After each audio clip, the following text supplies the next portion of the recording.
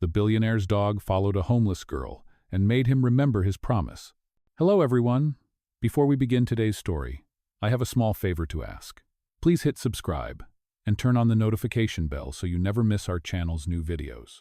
It is quick, free, and is the best way to support us in bringing you more dramatic stories. Your support means the world to us. Where are you watching from? Drop your city or country in the comments below. Thank you very much. Now, let us return to our main character. Rain was falling in heavy sheets over Manhattan that night, soaking everything in silver light and sound. The city's noise had dimmed to the rhythmic hiss of tires on wet asphalt and the occasional echo of footsteps hurrying home. Inside the tall iron gates of Ellington Mansion, a restless golden retriever named Marble pawed at the doorway, whining softly. When the thunder cracked across the sky, he bolted through the gap, slipping past the guards and into the rain. Garrick Ellington did not notice right away. He was in his study, a room too large for one man, filled with untouched books and the scent of old leather.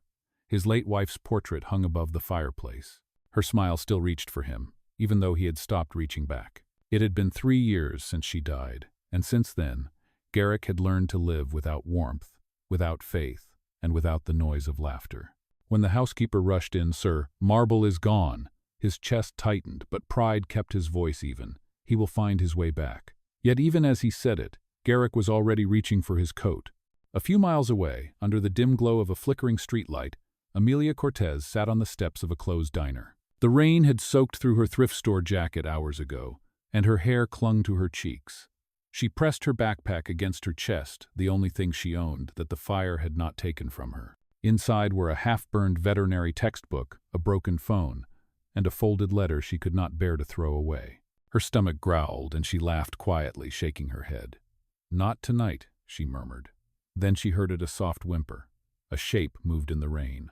A golden dog, trembling, eyes wide and searching. "Hey, buddy," she said softly, holding out her hand. "You lost too?" The dog hesitated, then stepped closer. His fur was slick and cold. She tore a small piece from her last sandwich and offered it. He took it gently, tail wagging once, then pressed his wet head against her knees. Emilia smiled for the first time that day. She opened her jacket, wrapping it around him. "Guess we are both strays tonight." Tal. Across the city, Garrick's car splashed through puddles, headlights cutting the dark. He called Marble's name again and again, but the rain swallowed his voice. For the first time in years, fear crawled under his ribs, fear of losing the last living thing that had loved his wife as much as he had. Hours later, the storm eased. Under that same streetlight, Marble slept curled beside Emilia, his head resting on her lap. She traced the silver tag on his collar, reading aloud through the blur of her tired eyes. "Promise her you will take care of them." She smiled faintly. "Whoever you belong to must really love you." Then she leaned back against the wall, her voice barely a whisper. "Wish someone loved me like that." In the distance, Garrick's voice echoed faintly down the empty street, calling for his dog. But Marble did not move. He stayed where he was, beside the girl who had given him her last piece of bread, and a little bit of warmth in a world that had forgotten both of them. That was the night a billionaire's dog found a homeless girl, and a forgotten promise began to stir once more. Morning came gray and quiet, the kind of morning that feels like the city has not yet decided whether to wake up. The storm had passed, leaving puddles that mirrored the pale sky. Emilia stirred awake on the steps of the diner, the chill biting through her thin jacket. For a moment she forgot where she was. Then she felt the gentle weight against her legs. Marble lifted his head, yawned softly, and looked at her with the kind of trust that only animals give freely. She smiled sleepily. "Good morning, handsome. Still here, huh?" She reached out and brushed his fur. Beneath the dirt, his coat shone like gold. Around his neck, the silver tag glimmered again in the new light. She ran her fingers over it one more time and whispered, "Promise her you will take care of them." Emilia sighed. "Whoever you belong to, I hope they keep their promises." She stood, stretching her sore arms, and pulled her backpack higher. She had a few dollars left, barely enough for a bus ride downtown. Her plan was the same as yesterday. Walk to the employment center, ask for anything dishwashing, cleaning, anything that would pay a few bills. Marble followed her. Every time she stopped, he stopped. Every time she looked back, he wagged his tail. "Hey, no," she said, laughing softly. "You have a home, remember? A fancy one, I bet. Go on, boy, go home." But he only tilted his head and kept walking beside her. A few blocks away, Garrick Ellington stood in the marble foyer of his mansion, his hands gripping the back of a chair. He had been awake all night. The moment the rain eased, he had sent drivers in every direction, posted flyers, and called every animal hospital in the city. Marble was not just a pet. He was a promise Garrick had made to his late wife, the last living piece of her kindness. His assistant Lydia stepped forward carefully. "Sir, no sightings yet. Should we contact the media?" He shook his head. "No, I do not want a circus. I just want him found." When she left, Garrick walked to the window. The city stretched out before him, shining and heartless. For a man who owned half of its skyline, he had never felt smaller. He whispered to the empty room, "You told me to take care of them. I am trying." Down on the street, Emilia stopped at a bus stop, pressing her arms around herself for warmth. The bus was late again, and the line of commuters avoided her, stepping back from the girl who carried her life in a torn backpack. Marble sat beside her, tail thumping softly. A woman with a stroller smiled. "That is a good dog." Emilia nodded. "Yeah, he is not mine, though." She looked down at him and sighed. He just does not believe it yet. When the bus arrived, the driver frowned. "No dogs unless he is in a carrier." "I understand," she said quietly. She looked at Marble. "You cannot come. Go home, okay?" Marble did not move. He barked once, sharp and short, as if protesting. The doors hissed shut, and the bus pulled away, leaving him standing in the drizzle. Emilia pressed her forehead against the window, watching him fade from sight. An hour later, Garrick's phone rang. One of his security staff had found Marble near the park, wet but safe. Garrick drove there himself. When Marble saw him, the dog bounded forward, tail whipping the air. Garrick dropped to his knees, clutching his companion tightly. "You scared me," he murmured. "Do not ever run off like that again." As he lifted Marble into the car, his fingers brushed the tag and something else. Tucked beneath the collar was a damp napkin, smudged with faint writing. He unfolded it and froze. It was his wife's handwriting. The same looping letters, faded but unmistakable. "If someday you forget kindness, let Marble remind you." Garrick's throat tightened. He looked out at the park, the benches, the streets stretching into morning. Somewhere out there was the person who had found Marble, the stranger who had unknowingly returned his wife's voice to him. For the first time in years, Garrick Ellington whispered a prayer, not to be forgiven, but to be guided.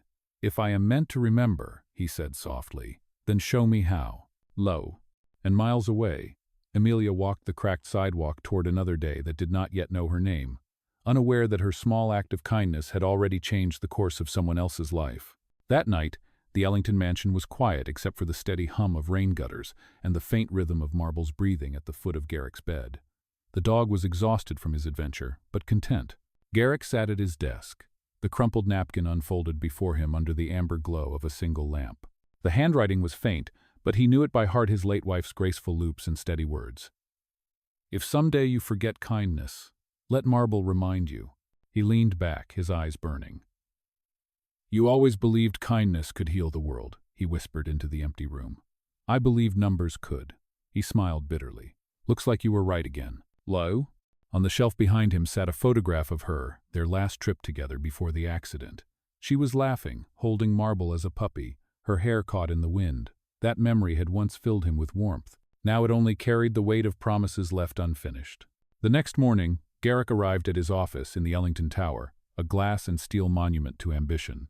His assistant, Lydia, was already waiting with coffee and a schedule packed with board meetings. "Cancel everything afternoon," Garrick said without looking up. She hesitated. "Sir, you have a press interview about the foundation's funding cuts." "Cancel it," he repeated. "I'm going to the city shelter." Lydia blinked in surprise. "The shelter?" He nodded. "The one my wife used to volunteer at. I want to see what is left of it." A few hours later, Garrick walked through the narrow halls of the downtown rescue center. The air smelled of disinfectant and wet fur. Volunteers moved quickly, feeding animals and cleaning cages. It was not elegant, but it was alive. And then he saw her. Emilia stood at the far end of the room, kneeling beside a small brown terrier. Her hair was tied back, her sleeves rolled, her hands gentle but sure. Marble, who had come with him, froze. Then, without warning, the dog barked joyfully and bolted toward her. Emilia turned, startled. "Marble?" she gasped, as the golden retriever nearly knocked her over, licking her face. "Hey, you found your way back." Garrick approached slowly, watching the reunion. His chest tightened at the sight. He had spent months visiting shelters with his wife years ago. She used to kneel the same way, speaking softly to the smallest, most frightened animals. Seeing this young woman mirror that same kindness pulled something open inside him that he had kept sealed for too long. "I see he has found his favorite volunteer," Garrick said finally, his deep voice cutting through the hum of the shelter. Emilia looked up quickly, embarrassed. "Oh, hi. I did not know he was yours. He came to me last night in the storm. I fed him. I am sorry if—" "You do not have to apologize," Garrick interrupted gently. "You kept him safe. I owe you for that." She shook her head. "You do not owe me anything. He is a good boy. I'm just glad he is home." Garrick studied her face. There was a tired grace there, the kind born of too many nights without rest and too many disappointments swallowed quietly. "Are you a volunteer here?" he asked. She nodded. "Just started today. They said I could help with cleaning and feeding. I used to study veterinary medicine before." She hesitated, glancing away. "Before life got complicated." Garrick did not press her. "Complications have a way of finding everyone," he said. "If you like animals, you are in the right place." Ugh. As he turned to leave, Marble refused to follow. The dog sat beside Emilia, his tail thumping the floor as if making his decision clear. Garrick chuckled under his breath. "Seems he has chosen you." Emilia smiled faintly. "Maybe he just likes people who smell like soap and dog food." He met her eyes. "Maybe he likes people who remind him of someone he once loved." Loo. For a moment, the noise of the shelter faded, replaced by the quiet understanding that passes between two strangers who do not yet realize how closely their stories are about to intertwine. Garrick finally nodded. "You can keep working here. I will make sure of it." When he left, Emilia knelt again beside Marble, scratching behind his ear. "Your owner is different," she whispered. "He looks like a man who forgot how to smile." Lo. Marble looked up at her and wagged his tail, as if saying he remembered and that soon Garrick Ellington would too. Over the next few days, the shelter became a place Garrick visited more often than he admitted to anyone. It began with checking on Marble, then grew into quiet moments of watching Emilia work. She moved with focus and gentleness, the way his late wife once did when she believed every life deserved a chance. Garrick would stand by the doorway, hands in his coat pockets, pretending to observe operations, but really, he was watching her. Each morning, Emilia arrived early, before the city noise rose to its usual roar. She greeted every animal by name, even those that had only been there for a day. The other volunteers noticed her patience, her way of calming even the most frightened creatures. By evening, when the shelter emptied out, she would stay late, cleaning cages long after the lights had dimmed. One night, Garrick appeared at the doorway again, holding 2 paper cups. "Coffee," he said simply. "The kind that does not taste like cardboard." Emilia laughed softly, wiping her hands on her jeans before taking the cup. "Thank you, but you do not have to bring me things. I already get paid in tail wags." "I noticed," he said. "You have a way with them." She shrugged. "Animals do not judge. They do not care if you are rich or homeless. They just want someone to feed them and not hurt them. That seems fair." Garrick leaned against the doorframe, his voice thoughtful. "People used to say the same about me once before I stopped believing it." She looked at him, unsure whether he was joking. "You sound like a man who lost something important."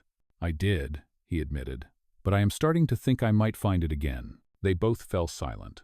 The rain began tapping against the windows, soft and steady, like an echo of the night they first met.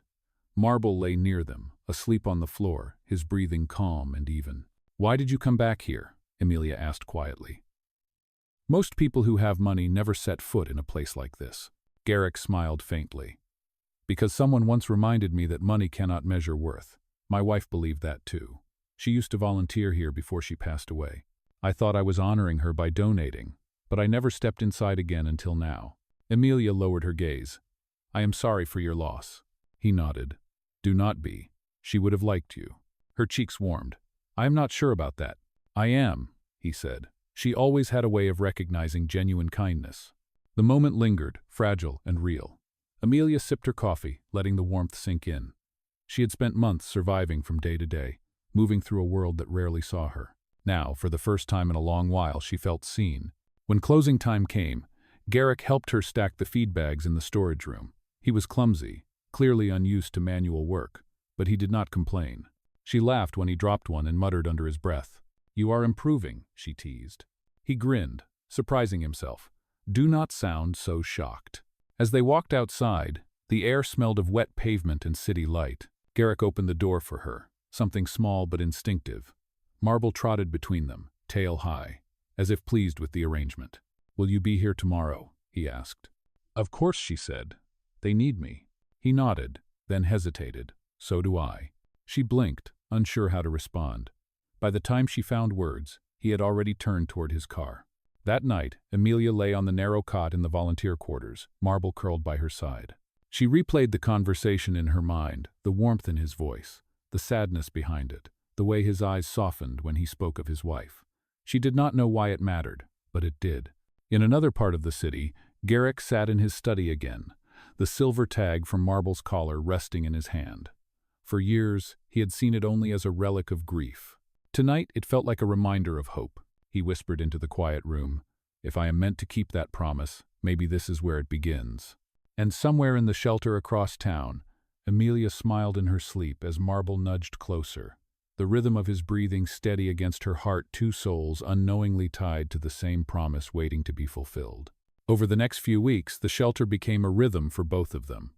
Garrick stopped pretending that his visits were about Marble. Everyone there already knew the truth. He came for the quiet talks, for the smell of warm straw and soap, and for the way Emilia smiled when she thought no one was watching. He had not smiled that often in years. His life had been a pattern of boardrooms, headlines, and silence. But inside that modest rescue center, where the walls were patched and the light bulbs flickered, Garrick felt something close to peace. Every afternoon, Emilia worked with Marble in the small yard behind the shelter.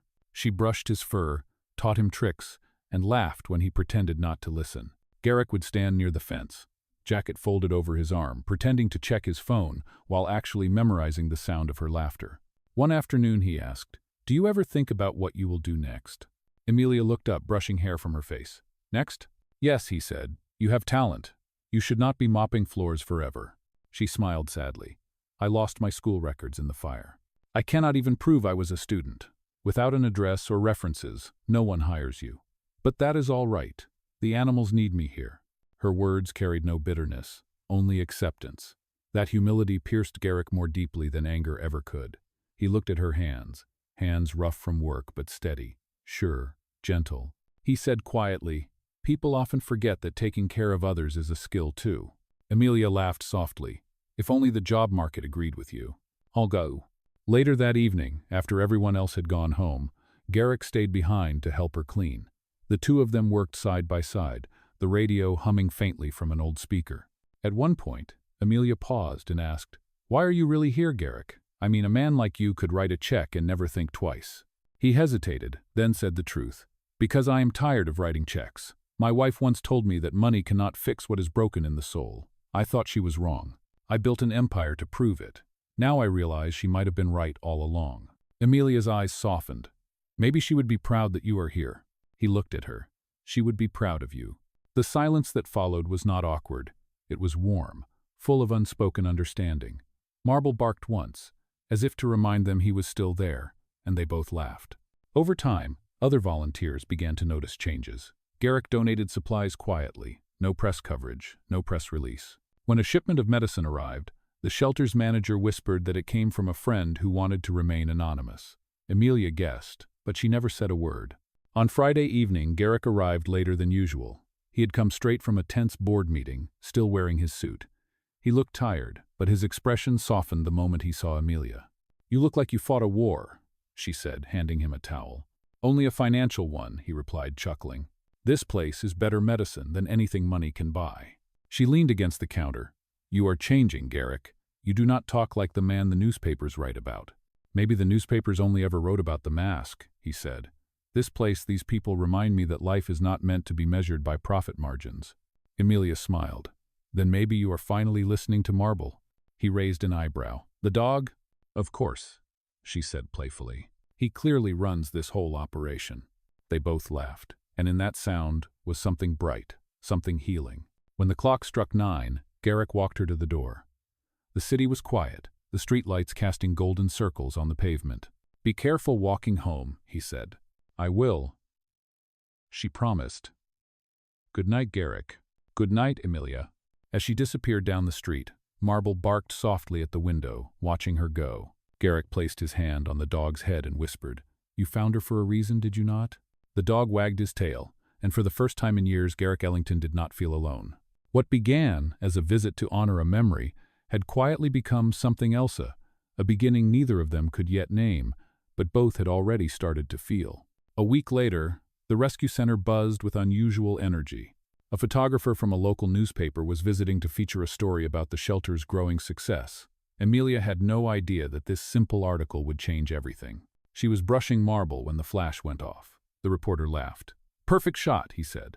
"A billionaire's dog in a rescue center. That will get clicks." Emilia frowned.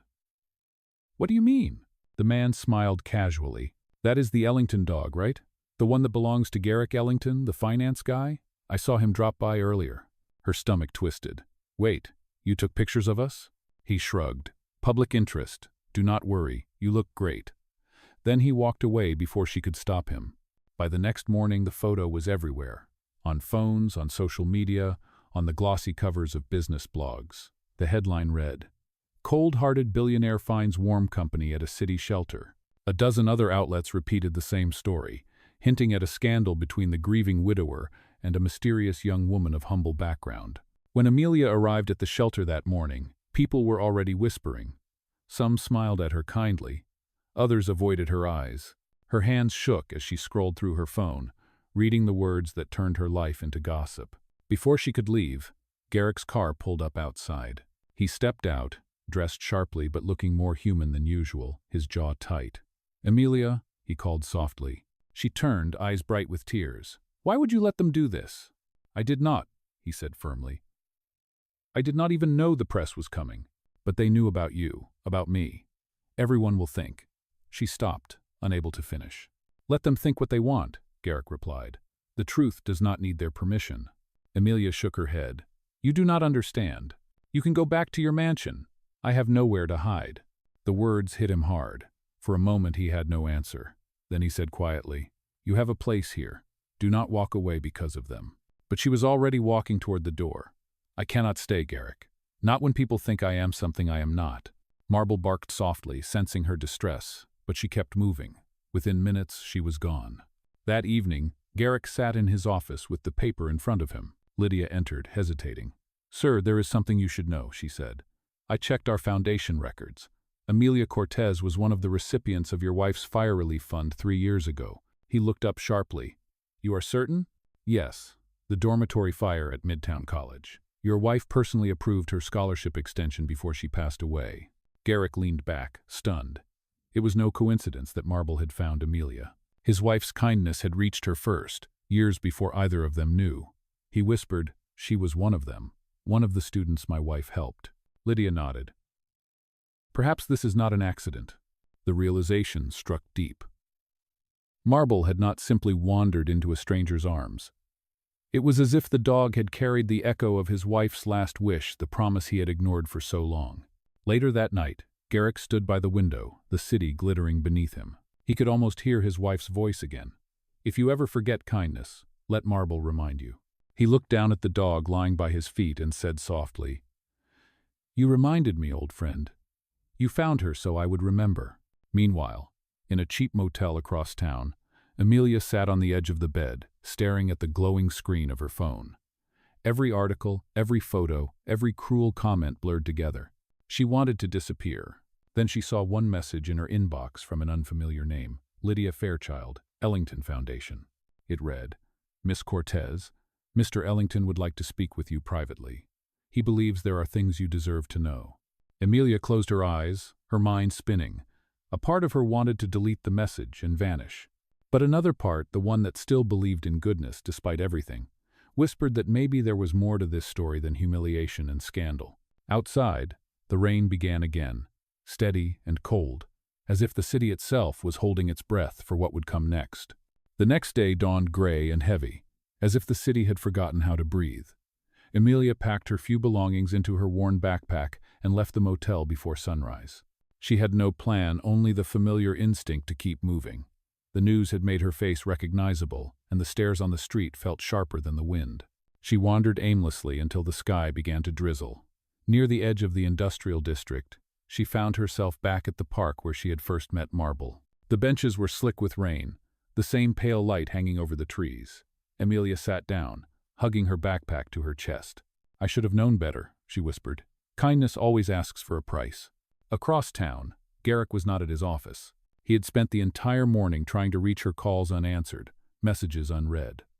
Lydia had arranged to have her payment increased, her job waiting if she returned, but Emilia had vanished. Garrick stared at the silver tag in his hand, running his thumb over the engraved words. "Promise her, you will take care of them." The memory echoed like a prayer. By afternoon, Garrick's driver found Marble missing again. The gate was open, wet paw prints leading down the sidewalk. Garrick's heart sank. He knew where the dog was heading. The storm strengthened as he reached the park. Rain slashed across the road, blurring the outlines of people rushing to cover. And then he saw her Emilia standing under a broken streetlight, clutching her backpack as a group of men surrounded her. "Give us the bag," one of them demanded. "We know who you are, pretty girl. The billionaire's friend, right? Bet he paid you well." Emilia backed away, fear tightening her throat. "Please, I do not have anything." Before they could move closer, a bark cut through the rain. Marble charged from the shadows, teeth bared, the sound fierce and desperate. He lunged at one of the attackers, forcing the others to stumble back. "Get that dog!" one shouted. A metal pipe swung, striking Marble's side. The dog yelped and fell, but still tried to rise. "Stop!" Emilia screamed, rushing forward to shield him. That was when headlights swept across the street. Garrick's car skidded to a stop, and he jumped out without hesitation. "Enough!" His voice thundered through the downpour. The men froze, startled by the authority in his tone. Within seconds, the approaching siren of a police cruiser sealed their retreat. They scattered into the alleys, leaving Emilia trembling beside the injured dog. Garrick dropped to his knees beside her. "Emilia, are you hurt?" She shook her head, tears mixing with the rain. "He saved me, Garrick. They hit him. Please, help him." He lifted Marble carefully into his arms, his suit soaked, his hands shaking. "I have him, I promise." They sped to the veterinary clinic Garrick funded through his foundation. The doctors rushed Marble into surgery while Emilia sat on the floor of the waiting room, soaked and shaking. Garrick knelt beside her. "Why are you doing this?" she asked, voice breaking. "You could have stayed away." "Because I made a promise," he said. "Not just to my wife, but to myself. I will not turn away from someone who still believes in goodness, even when the world does not." Emilia stared at him through tears, searching his face for any trace of pity. But there was none, only truth. Garrick took her trembling hand and whispered, "You are not alone anymore." And as the rain eased outside, a faint light began to rise over the city, a quiet, fragile promise that neither of them would ever forget. The next few days blurred into one long vigil. Marble had survived the surgery, but his ribs were fractured and his breathing shallow. Emilia barely left his side. She slept in a chair beside the clinic bed, her hand resting on the dog's paw. Garrick visited every morning and evening, carrying food she barely touched and warm blankets she often forgot to use. On the fourth morning, Marble lifted his head weakly and licked her fingers. Emilia's eyes filled with tears. "You did it, brave boy," she whispered. "You kept your promise." Tong. Garrick stood at the doorway, watching the fragile scene. Something in him finally settled the restless guilt that had haunted him since his wife's death quieted. When Marble looked at him, it felt like forgiveness. That afternoon, he asked Emilia to meet him at the Ellington Foundation headquarters. "There is something I want you to see," he said. She hesitated, unsure of what waited behind those glass doors, but agreed. The lobby was grand, the kind of place built for power, not comfort. Emilia followed Garrick through the marble hallways until they entered a private auditorium filled with reporters, photographers, and representatives from the city's charity organizations. A banner stretched across the stage. Ellington Foundation, Annual Charity Gala, Restoring Hope. Emilia froze. "Garrick, what is this?" He turned to her, calm and steady. It is time people saw what true kindness looks like. When he stepped onto the stage, the crowd rose. Cameras flashed. Garrick adjusted the microphone. "Tonight," he began, "this foundation honors not wealth, but compassion. 3 years ago, my wife dreamed of a program that would bring second chances to those who had none. I failed to finish that dream, until someone reminded me what kindness really means." He gestured toward Emilia, standing near the edge of the platform, eyes wide. "Her name is Emilia Cortez. Some of you have already seen her face in headlines twisted into gossip. Let me tell you the truth. She is the reason this foundation is alive again. She reminded me that giving is not about saving the world, It is about saving the humanity inside yourself. The room fell silent. Reporters lowered their cameras. Emilia's throat tightened as he continued. Starting tonight, the Ellington Foundation will launch a new program, the Community Rescue Initiative, dedicated to rebuilding shelters, funding veterinary scholarships, and supporting those who care for the forgotten. And its first director will be Emilia Cortez. The crowd erupted in applause. Emilia shook her head in disbelief, tears slipping down her cheeks. "Garrick, I cannot—" He stepped closer, his voice gentle. "You can, Emilia. You already have." She tried to speak but only managed a trembling laugh. "I did not do any of this for attention." "I know," he said softly. "That is why you deserve it." The applause swelled again. Marble, now recovering, barked once from where he rested beside the stage, as if giving his approval. Under the bright lights, Emilia and Garrick stood together, not as billionaire and homeless woman, but as two people who had found their way back to the same promise: to live with kindness, to act with purpose, and to never forget the power of a single good deed. As the cameras flashed, Garrick leaned closer and said quietly, "The world will see the story. But only you and I will know what truly brought us here: a dog's loyalty and a promise kept." Several months passed, and the city began to see the quiet change born from one promise. The Community Rescue Initiative flourished. New shelters opened across New York, each with a plaque that read, "Kindness never dies, it only waits to be remembered." Emilia dedicated her days to training volunteers and caring for animals. Her nights often ended at the new Ellington Rescue Center, where Marble, now fully recovered, greeted every visitor like an old friend. Garrick came often, but not as the man in a tailored suit or the name on the building's door. He came as himself, quiet, patient, and human again. On a golden afternoon, sunlight spilled through the tall windows of the center. The air smelled of fresh paint and cedar chips. Emilia stood by the entrance, arranging a small display of photographs from the Foundation's projects. One image showed the first night she had met Marble under the rain. Another captured the gala where everything had changed. Garrick approached, holding a small velvet box. "You have been avoiding my office," he said with a hint of a smile. "I have been busy saving the world," she teased, turning toward him. "Or at least the part of it that fits inside these walls." He laughed softly. "Then I will not keep you long." He opened the box, revealing the silver pendant that once hung from Marble's collar. The engraving had been changed. It now read, "Promise kept." Emilia's eyes softened. "You fixed it." "I did more than that," Garrick said. "This belongs to both of us now. You kept the promise when I had forgotten it." She touched the pendant gently, her fingers trembling. "I did not do it alone." "No," he agreed. "But you reminded me why it mattered." "Lev." They stood in silence for a moment, listening to the distant laughter of volunteers and the bark of dogs in the courtyard. Marble trotted up to them, tail wagging, pressing his head between their legs as if insisting on being part of the conversation. Emilia knelt and hugged him. "You really are the bridge between us, you know that?" Garrick smiled, watching the two of them. "He found you first. I just followed." Tama. Later that evening, as the sun dipped low, the three of them walked through the courtyard where a new tree had been planted in memory of Garrick's wife. A small plaque at its base read, "For those who choose compassion over comfort." Emilia glanced at him. "She would be proud of you." He looked up at the branches glowing in the sunset. "She would be proud of us." They walked on in peaceful silence. Marble ran ahead, chasing the light as if he could catch the sun itself. When they reached the gate, Garrick turned to Emilia. "You once said you had no address," he said quietly. "How does it feel to finally belong somewhere?" Emilia smiled, her eyes bright. "It feels like home." The camera of the story would have lingered on that moment: the billionaire, the girl who once had nothing, and the golden dog that tied their fates together. A soft voice could have spoken the final line, echoing over the sound of wind and distant city lights. Sometimes it takes a lost dog to lead a lost heart home, and sometimes keeping one promise is enough to change every life it touches.